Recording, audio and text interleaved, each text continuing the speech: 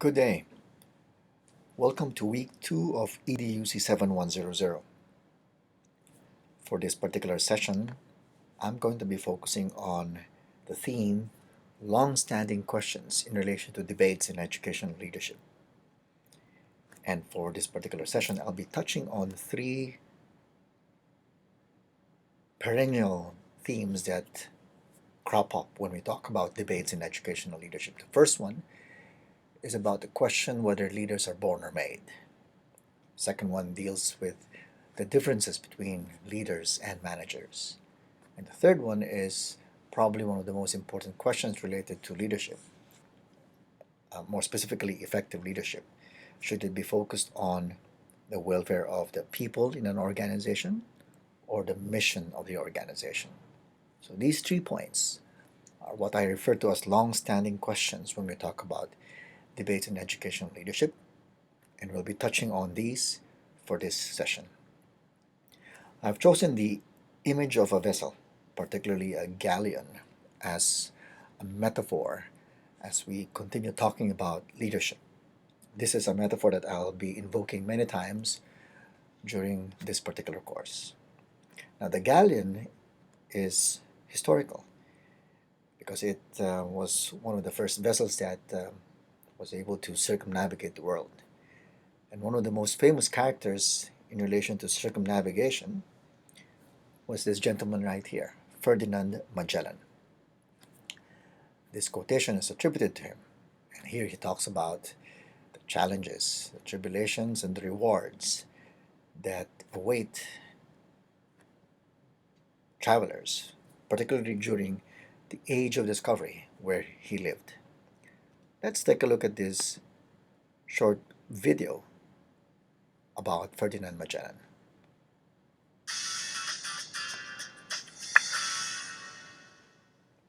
Ferdinand Magellan was the man who proved that the world was round. Ferdinand Magellan showed extraordinary courage by setting out to sail around the globe when there were still many who believed the world was flat and that he would fall off. Magellan was born in Sabrosa, Portugal around 1480 and studied navigation at an early age.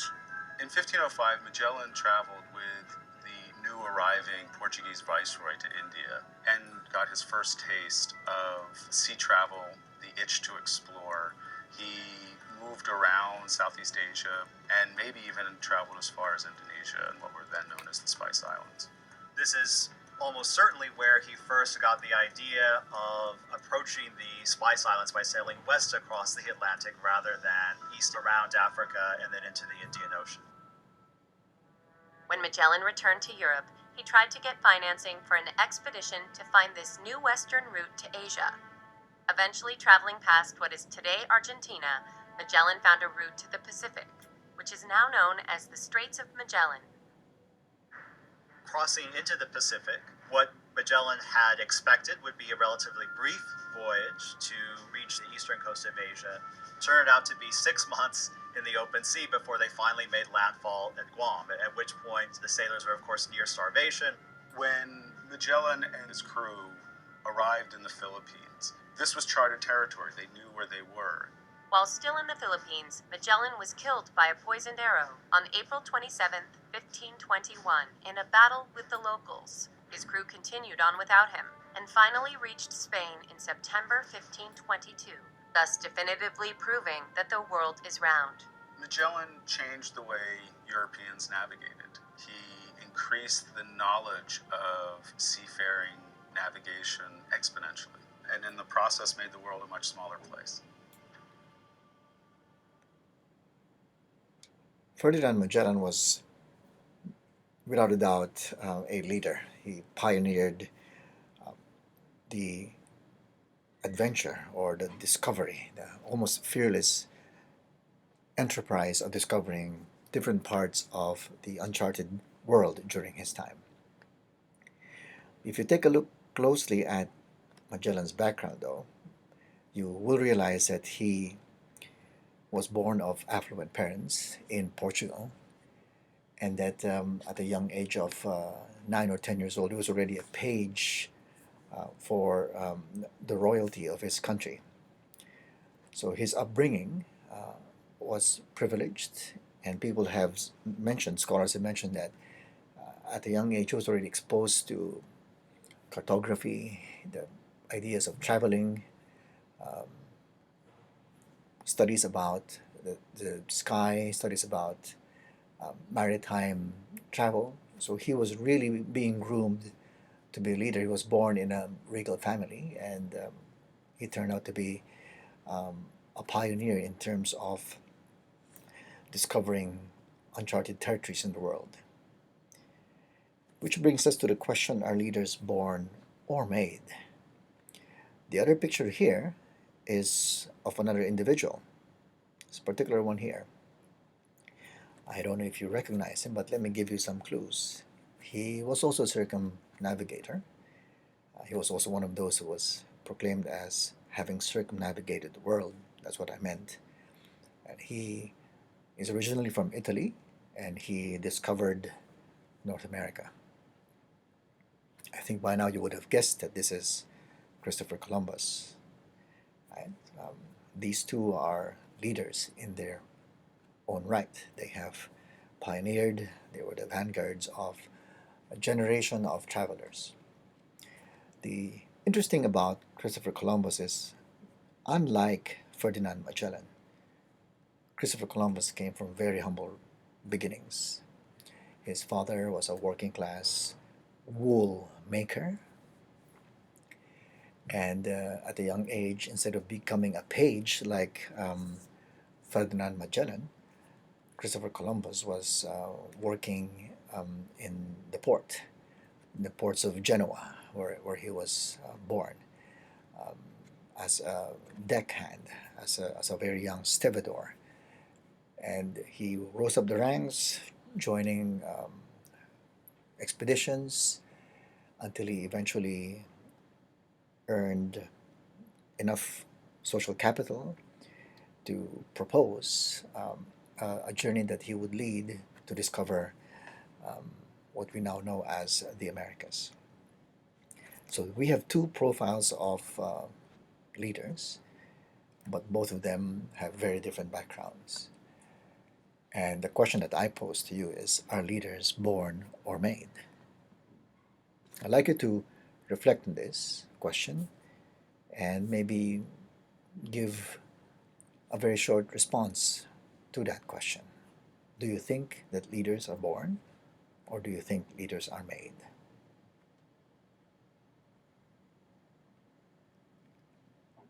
Let's take a look at what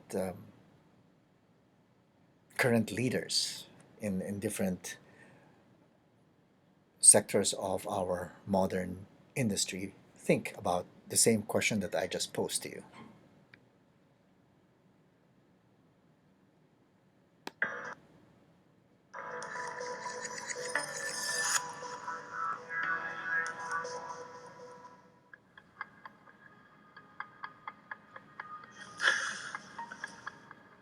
Oh, it's a difficult one. Oh, it's tough. That's a great question. That's a difficult question. I think leaders are born. I think they're made. The truly great leaders, it's in you. I would have to say both. They're born. I don't think they're born leaders. I absolutely think you're made. I think it's a bit of both. I think they can be born, but I also think they can be made. Let's go ahead and say made. Both. Leaders are born. I think there's probably more made than born. Both. Developed. It's truly a combination. Bit of both. Some learned attributes and maybe some natural something. I actually feel it's a natural thing that you're either born with or not, but I think you have to work at developing the skills that go around it. People who are born to be leaders are made to be leaders. How about that? You must be born. Made. Combination. Some are born, some are made.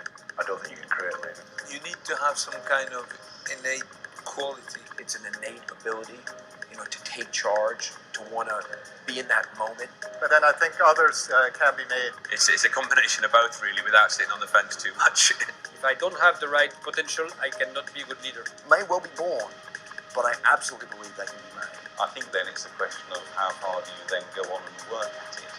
I think you can learn a lot of the qualities it takes to be a leader. You cannot learn to become a leader. But there are learned attributes of leadership. And that's not something you're fundamentally born with. It's something you learn. And I'm still learning today. I learn from people above me and people below me all the time. And sometimes leadership is in different ways. Sometimes people don't speak, but they're great examples. Using different techniques to reach different people, knowing their personalities, I think that's critical as well. Regular leaders can be made, great leaders are born.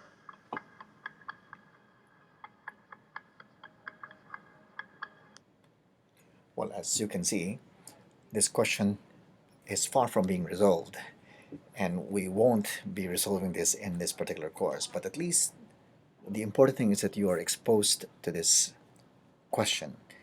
And I think the even more important insight that we can derive from this is that whatever your perspective is in relation to this question, that will actually affect the way that you view leadership and the way that you make leadership decisions in the future.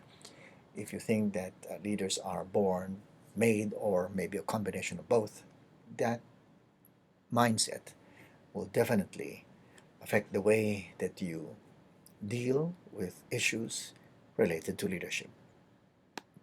So that's one of the first issues, one of the first debates that we wanted to touch on. And we could actually trace the origins of the leaders are born or made from the work that was done on leadership last century. This particular slide shows you a synthesis of what has been described as the trait approach in leadership, synthesized by Northouse in 2007. And as you can see, it has been written by Stodgstill, by a man, again by Stodgstill, in the mid-20th centuries. And then Lord, Alligar, DeVader, Kirkpatrick, and Locke wrote about it again. So the organizing principles is that people are born leaders, and if you have these traits, you will be a leader. That's this huge body of literature that espouses this particular mindset. Before we continue further, I want to show you this particular slide, and I'd like you to actually try to complete this. So the first row says, I enjoy getting into the details of how things work. And I'd like you to choose whether you agree with this. That's number one. Or I mean, the extent that you agree with it. So if you give number 5, then that means that you fully agree with this statement. 1, you actually don't agree with this statement, or it doesn't represent you. 3 will be neither agree and neither disagree. Okay, so strongly agree is number 5, agree number 4, neither agree or disagree number 3, you're essentially neutral. Disagree for number 2, it doesn't really represent you, and 1, strongly disagree. So I'll give you some time to actually take a look at these and then complete this particular survey.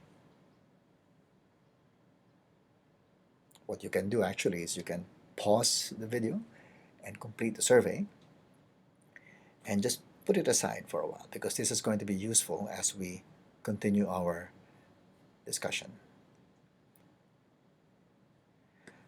So assuming you have actually completed the survey, what you can do is, if you sum up questions number 1, this is question number 1, question number 4, this one, question number 7, so on and so forth down, these are questions that refer to technical skills, whereas questions number 2, 5, 8, 11, 14, 17 refer to what is described as human skills, and then the remaining sets of questions are what Katz is the one who created this survey. These are described as conceptual skills. So when you sum the scores, for example, if in the technical skills most of your responses were in the 5 category, and if you take a look at all your answers, it seems that you have more accumulated points in the technical skills types of questions, then we could say that you are really inclined towards technical skills as a person.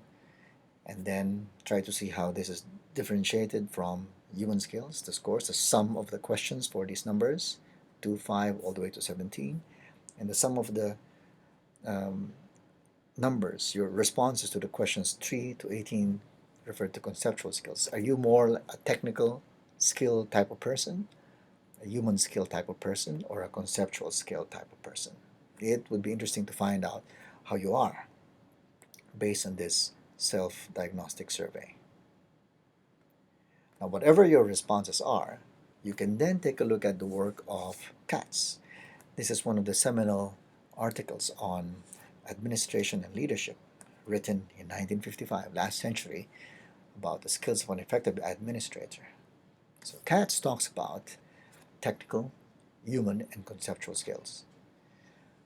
Katz argued that these skills are quite different from traits or qualities of leaders. Skills are what leaders can accomplish, whereas traits are who leaders are. So Katz was the first one who, not really the first one, but the most prominent one to break from the tradition of trait theories in leadership. So from trait theory, we move on to skills.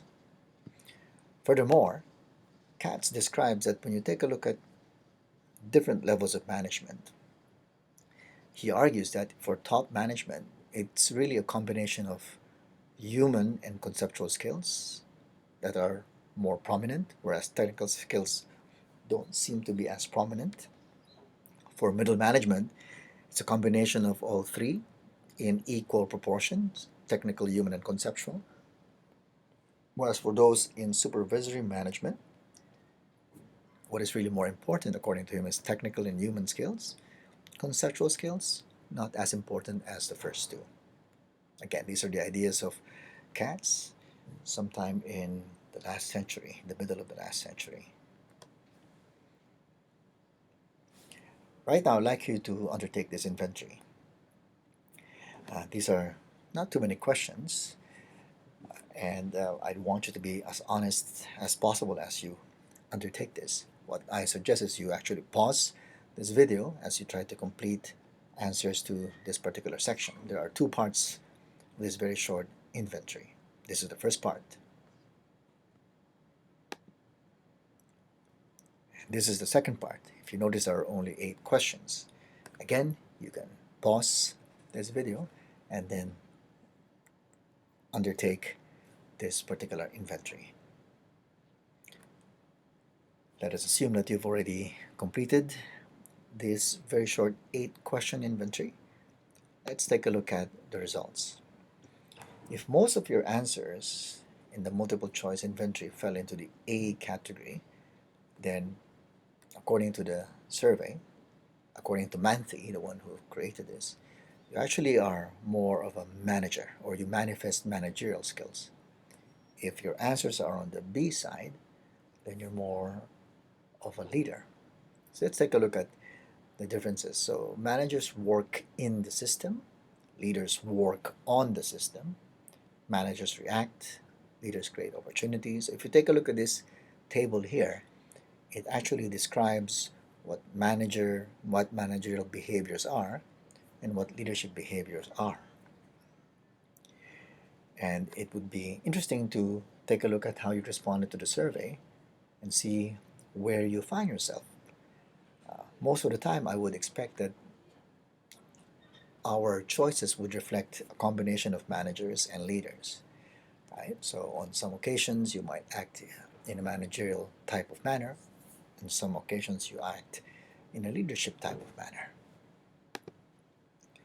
Let's listen to this particular video from John Cotter. Okay, here's the tip, and then I'm going to back up and tell you why I think it's important. The tip: be absolutely crystal clear in your own mind about the difference between leadership and management, and make sure the people around you are also crystal clear about that difference. Now, let me back up.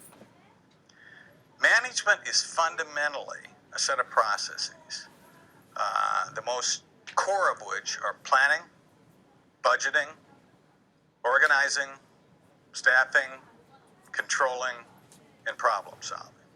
And what management does is to take a system, an organization of people and technology, and make it function the way it was designed to function, producing a good or a service on time, on budget, absolutely the way it was designed to work. What leadership is it's a set of processes involving creating a vision of the future and a strategy for getting there, for communicating that out to people in a way that gets them to buy into it, and then creating an environment that motivates those people, that inspires those people to want to make that vision a reality.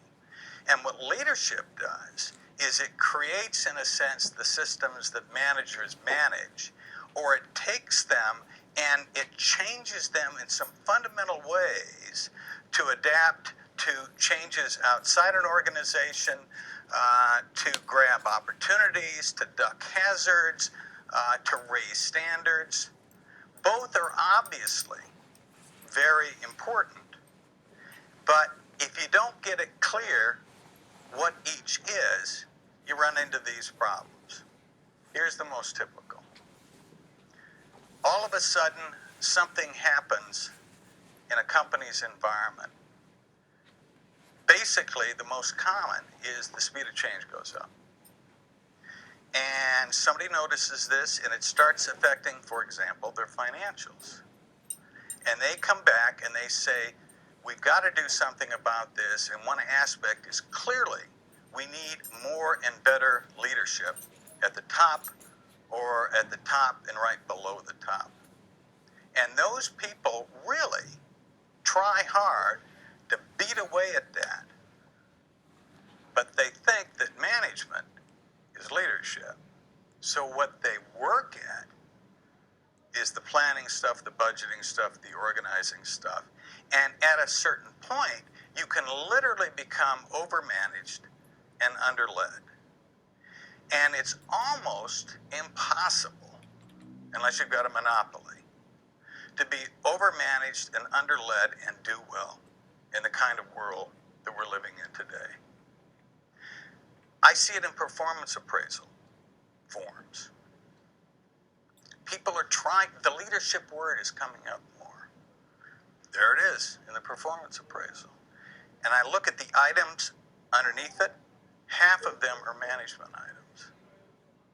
So because of the lack of clarity, as they try to cram that into the system, into succession planning, into recruiting, what they're in reality doing is promoting more people who are good at management, bringing in more talent that has management potential, not leadership potential. And they're not solving the real leadership problem that can help them deal with this increasingly turbulent, changing environment. You got to understand the differences, and the people around you need to understand them.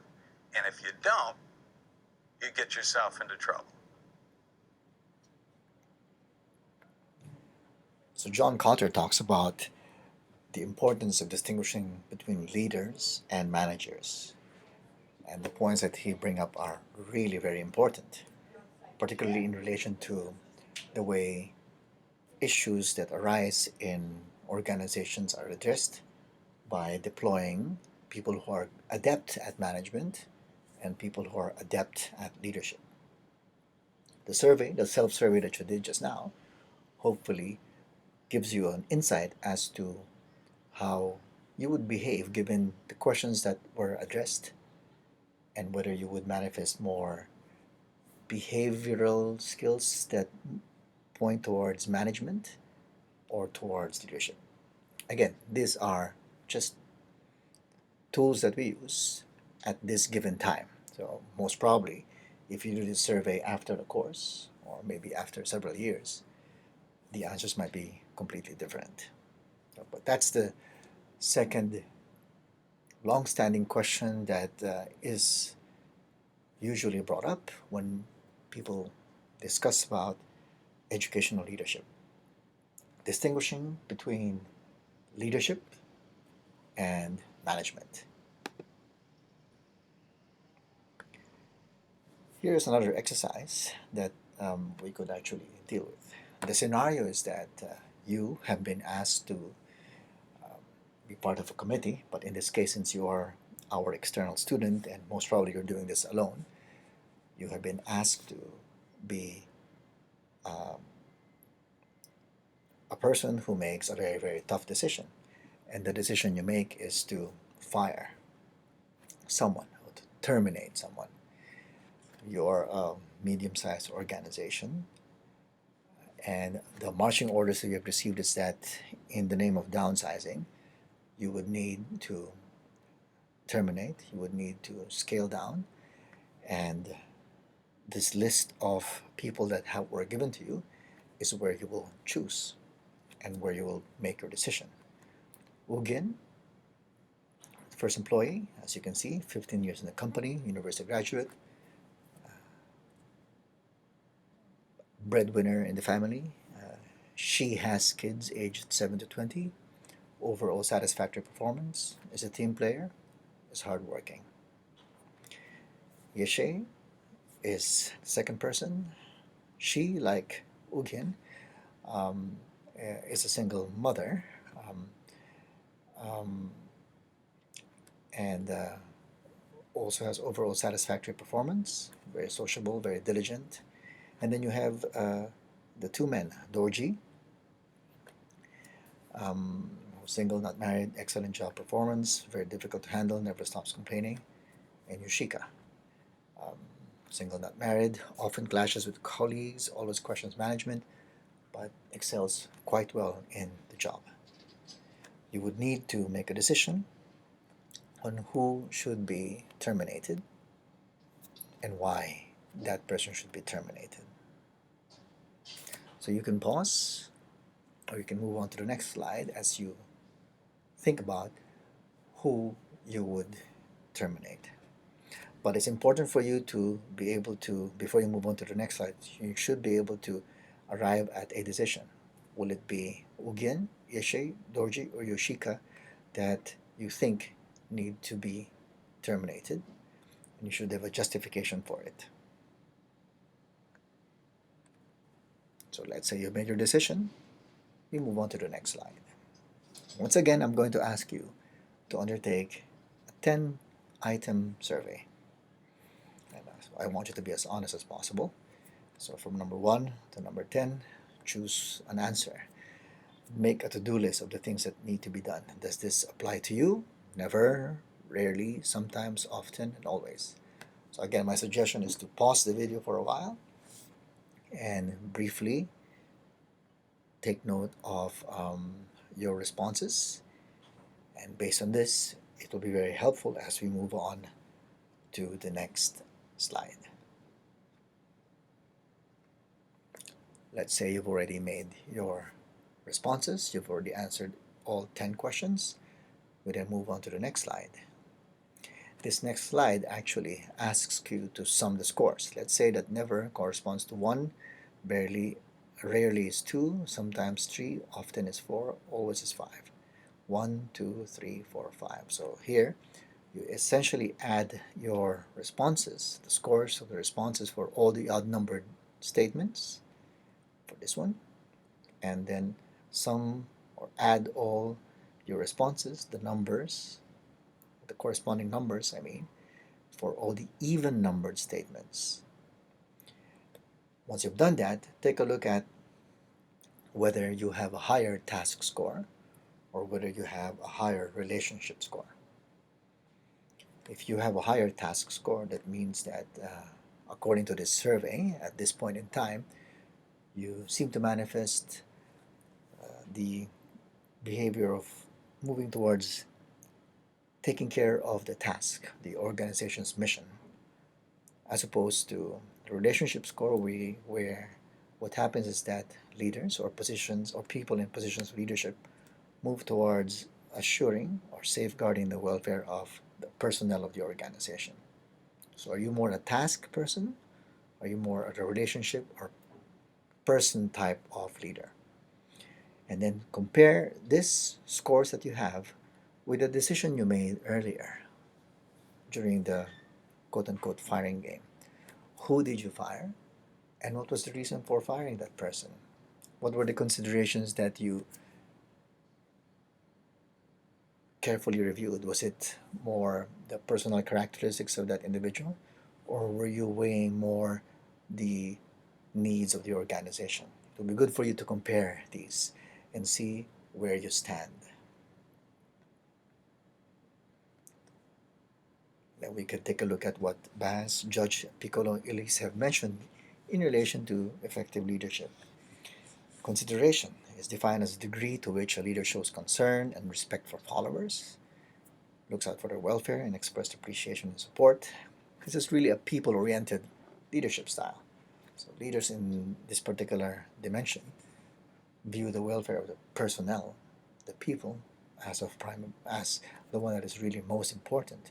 The other ones are the initiating structure, a task-oriented leadership style, and the degree to which a leader defines and organizes his role and the roles of followers is oriented towards goal attainment and establishes well-defined patterns and channels of communication. So according to the literature from Baz, Judge, Piccolo, and Elise, again from the last century, we have two dimensions of effective leaders. Those who prioritize people-oriented leadership styles, and those who prioritize goal attainment, the welfare of the organization. Which brings us to the third debate. The notion of, does a leader become effective because of the preference that that person has towards the persons of the organization or towards the tasks of the organization? So we have covered three of the long-standing questions when we talk about educational leadership, debates in educational leadership. The first one centered around whether leaders are made or born. The third one focused on the notion of the differences, or understanding very clearly the differences between leaders and managers. And the third one was about characteristics of effective leaders. Are these leaders the ones who are people-oriented, or those that are task or organization-oriented? This is the last slide for this session, and I'd like you to remember one of the goals, one of the design principles of this course. We actually envision developing critical reflective practitioners. And I would like to borrow from Donald Chon, who defined the idea of the reflective practitioners into three types. One is reflection in action. And as you look back at this very brief presentation that I'm giving, this is brief because there are no group interactions. This is the external video version that is specially made for the external students of Educ7100. Think about the surprises that you encountered while you were listening in the seminar, or while you were attempting to do diagnostic surveys that I asked you to do, the three types. Were there any surprises? That is reflection in action. Second is reflection on action. Upon recalling today's one-way conversation, because I'm the only one conversing here, as opposed if we were actually conversing with each other, what are some of the insights that you pick up that struck you? Finally, our goal is for you to become reflective practitioners. And according to Sean, it's the capacity to reflect on action so as to engage in a process of continuous learning, which is one of the defining characteristics of professional practice. This is what we want you to attain. The characteristic of reflective practitioners, of continuously learning. And in the area of leadership, this is something that is critical, that is essential, to continually learn. And so the question that I leave you with is this one. As I continue my learning journey, particularly in our course, what aspects, themes, do you want to learn more? So once again, this is the clean version of the seminar that we had last night. So I prepared this especially for our external students. We will have another face-to-face session next week, in week 3, following the schedule that we have for this particular course. Thank you.